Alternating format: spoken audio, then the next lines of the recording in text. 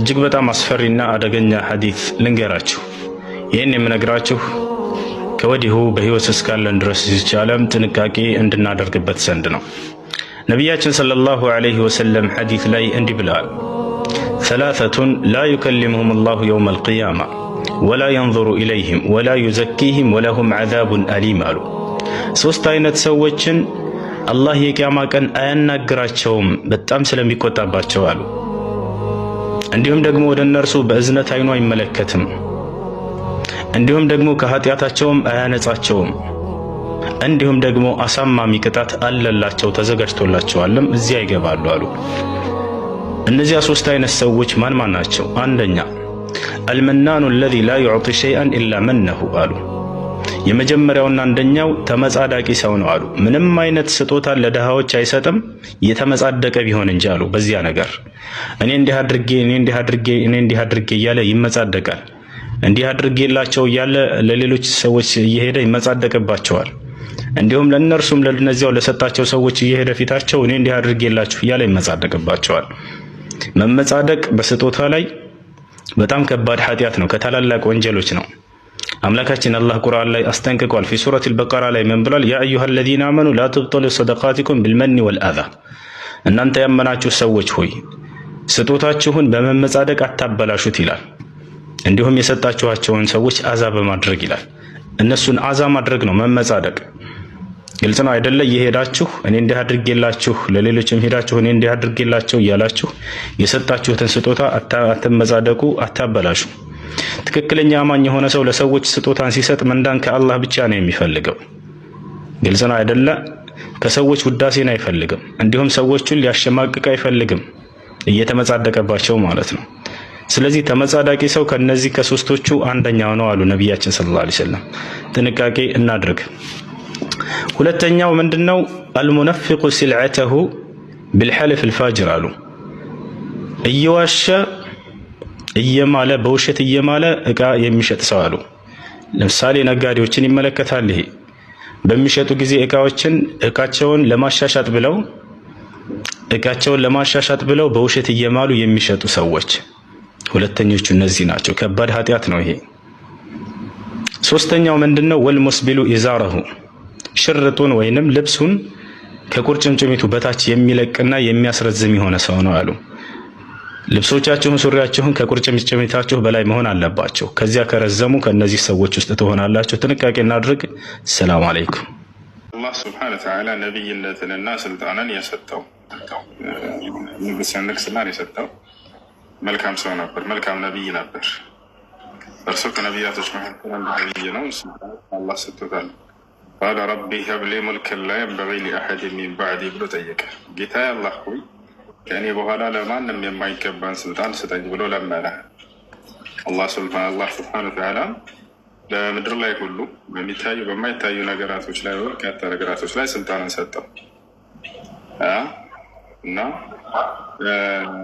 ንፋስ በግዛቱ ስር ነበረች። ንፋስን ያዛታል። ይህን ሰው ከዚህ ቦታ ወደዚህ ውሰጅ ካለ ካዘዛት አደርጋለች። ፈሰኽርና ለሁ ሪሓ ይላል አላህ ተጅሪ ቢአምሪሂ ሩኻአን ሐይሱ አሳብ፣ ነፋስንም አገራሁለት ይላል አላህ። እርሱ ወደፈለገበት ቦታ ትጓዛለች ይላል። ወሸያጢነ ኩለ በናኢን ወገዋስ፣ ልክ እንዲሁ ጅኖችንም አላህ በእነርሱ ላይ ስልጣን ሰጥቶት ነበር። በእነርሱ ላይ ስልጣን ሰጥቶታል። ኩለ ገዋሲን ማለት ሰማጭ የሆኑ ሁሉም በማለት ነው። ማለት ዋናተኛ መዋኘት የሚችሉ ውስጥ ገብተው ማንኛውንም በባህር ውስጥ የሚገኝን የሚበላ ጌጣጌጥ ምናምን እንዳለ አምጡ ይላቸዋል፣ ያዛቸዋል። ይህን ሁሉ ያደርጉ ነበር። በናኢን ማለት ገንቢዎች ማለት ነው።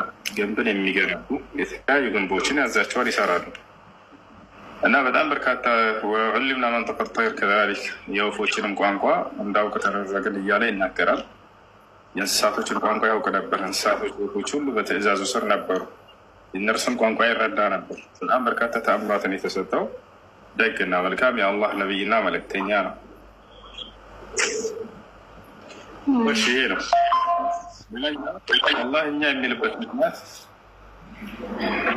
እኛ የሚለው ቃል እንደ አረበኛ ለማ ይውላል። የብዜትኛነት አለ፣ የግነተኛነት አለ። የብዜትኛነት ማለት ብዙ አካሎች ሆነው ሳሉ አንድን ስራ ሰርተው መካከላቸው አንዳቸው ያን ስራ በሚያቀርብ ጊዜ እኛ ብሎ የሚናገረው ቃል ነው። ይህ የብዜተኛነት ይባላል። ብዜተኛነት ማለት ደግሞ አንድ አካል ብቻ ሆኖ ሳለ ገናና ስራዎችን ከሰራ ታላላቅ ስራዎችን ያንን ገናናነቱን፣ ታላቅነቱን፣ ክብሩን ለመግለጽ እኛ ብሎ የሚናገረው ቃል ነው። ታዲያ አላህ የትኛውን ያስቡበት ነው? የብዜት ነው ከአንድ በላይ ስለሆነ ነው ወይንስ የግነትን ነው ከተባለ ራሱ ይመልስልን። ቁርአን ላይ ቁል ሁወ አላሁ አሐድ በል እርሱ አላህ አንድ ነው አለ። ስለዚህ ብዜት እንዳልሆነ ዘጋብን ይሄ ቃል። ወኢላሁኩም ኢላሁን ዋሒድ አምላካቸው እርሱ አንድ አምላክ ብቻ ነው ይላል። ላኢላሃ ኢላሁ ከእርሱ በስተቀር ሌላ ማንም አምላክ የለም ይላል። ስለዚህ እርሱ ብቸኛ ነው። ሁለትም እንዳልሆነ ዘግቶታል። ሁለት ነው እንዳለን እንኳን ወቃለ አላሁ ላ ተተኪዙ ኢላሀይን ኢስነይን ሁለት አምላክ አድርጋችሁ አትያዙ ብሏል አላህ ይላል። ኢነማ ሁወ ኢላሁ ዋሒድ እርሱ አንድ አምላክ ብቻ ነው እና ሶስት ነው እንዳንልም ዘግቶታል። ወላ ተቁሉ ሰላሳ ኢንተሁ ኸይረን ለኩም ይላል። ኢነማ አላሁ ኢላሁ ዋሒድ ሶስት አትበሉ እርሱ አላህ አንድ ብቻ ነው፣ በዚህ ንግግራቸውን ተቆጠቡ ይላል።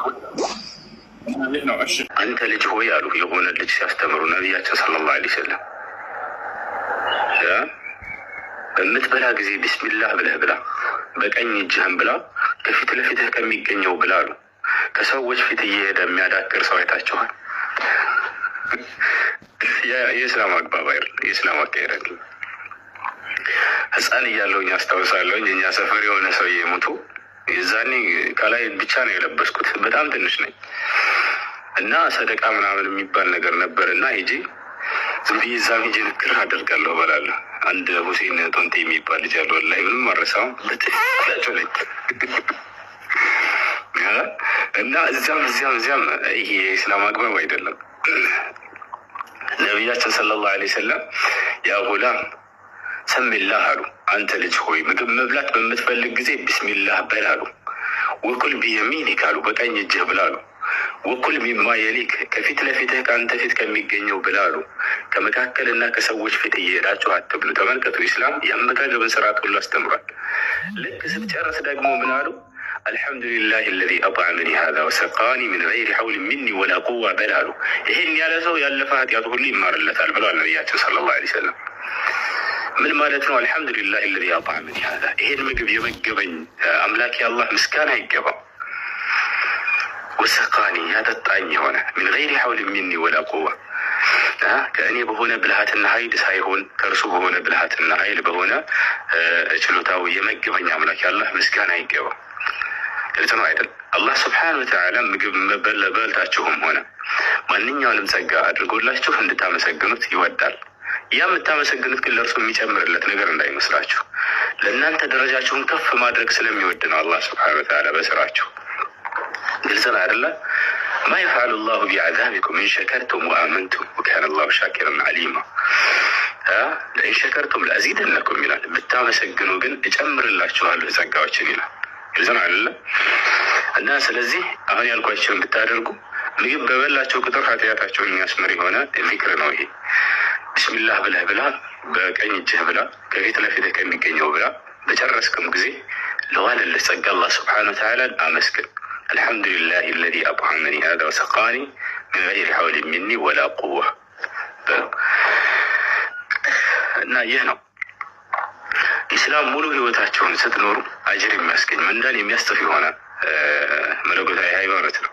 ሐታ ለራስህ የምትበላው ምግብ አጅር እንደሚያስገኝ ታውቃለህ? ለሚስትህ የምታበላው ምግብ ነቢያችን ሰለላሁ ዐለይሂ ወሰለም ለቤተሰቦቻቸው የምታበሏቸው ምግብ አሉ። አንድ ሰው ለቤተሰቡ የሚያወጣው ወጪ ከአላህ ዘንድ ምንዳገኝበታለሁ እስካለ ድረስ በዚያ ልክ እንደ ሰደቃ ይጣፍለታል ከአላህ ዘንድ ብለዋል ነቢ ሰለላሁ ዐለይሂ ወሰለም።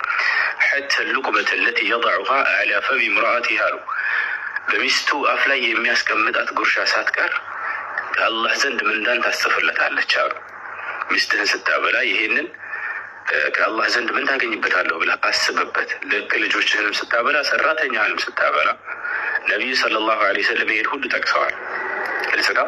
ስለዚህ ሰዎች በሚመግቡት ለሰዎች ለምን ለቤተሰብ አይሆንም ምንዳ እንደሚያስጽፍ ተናግረዋል። ሶላት የምትሰግደው ብቻ አይደለም አጅር የሚያዘው። ለምሳሌ ውዱ አድርገህ ወደ መስጅድ ስትሄድ እያንዳንዱ እርምጃ ከአላህ ዘንድ አጅር ያስጽፋል፣ ኃጢአትንም ያስወግዳል። ሐታ አልኹጥወተ ለቲ ተኽጡሃ ኢለ ሶላ አላህ ስብሓነሁ ወተዓላ አንተ ደግሞ ስማቸውን ጠርቶ ሙሐመድ የአላህ መልእክተኛ ነህ ብሏቸዋል። እርሳቸውም ያውቃሉ ወይ? አዎ ያውቃሉ። ያ ሄደው እዚያ መናገራቸው ያንን ነገር አያውቁም ማለትን አይደለም የሚያስይዘው። ደንግጠዋል፣ ፈርተዋል። አዎ ያ መደንገጣቸውና መፍራታቸው እንዳውም ትክክለኛ ነብይ መሆናቸውን ነው የሚያሳየው። ምክንያቱም በዚህ መልኩ በምንሄድ ጊዜ መጽሐፍ ላይ ራሱ በአንተ ሚዛን በሄደለ ወደ መልአኩ ማነው ወደ ዘከርያስ በመጣ ጊዜ መልአኩ ገብርኤል ደንግጧል፣ ፈርቷል ይለናል። ወደ ማርያም በመጣ ጊዜ ገብርኤል ደንግጣለች፣ ፈርታለች ይለናል። አያርላ ያ ነገር ከዚያ በፊት የማያውቁት አካል ወደ እነርሱ በመምጣታቸው ቢደነግጡ ሰው ናቸውና የሚያጋጥም ነገር ነው።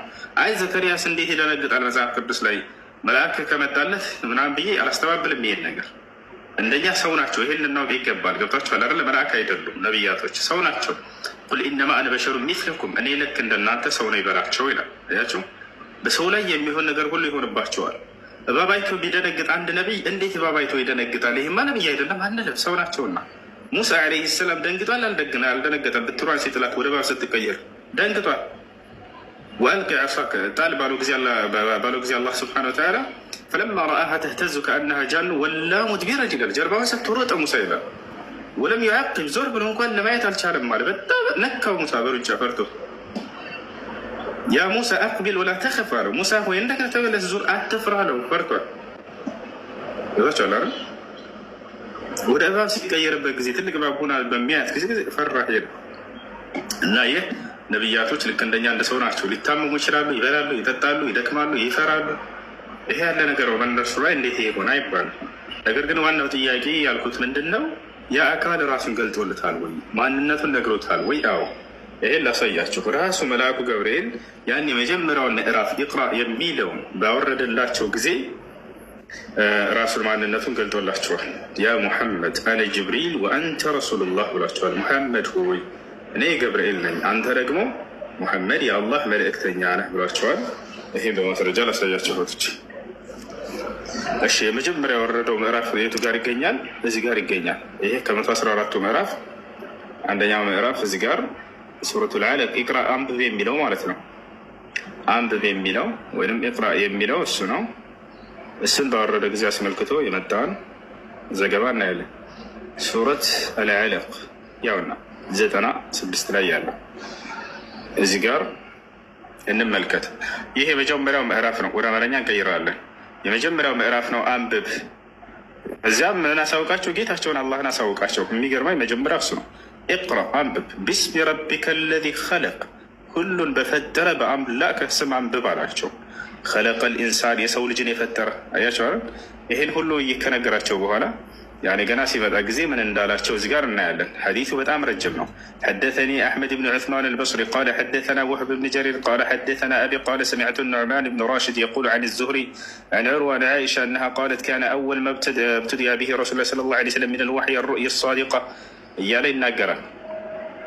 እዚህ ጋር ማንነቱን ሲገልጽላቸው እናያለን። ምን ይላል? ያውና ወደ አማርኛ ልቀይርላችሁ። ይህ ጅብሪል ራሱ የተናገረው ቃል ነው። እዚህ ጋር እናየዋለን።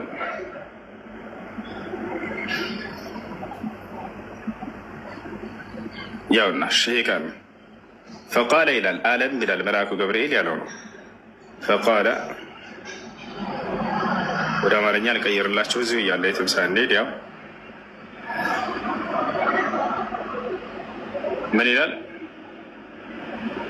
ሙሐመድ ሆይ እኔ ገብርኤል ነኝ፣ አንተም የአላህ መልእክተኛ ነህ ይላል። ሙሐመድ ሆይ እኔ ገብርኤል ነኝ፣ አንተም የአላህ መልእክተኛ ነህ። ይታያቸዋል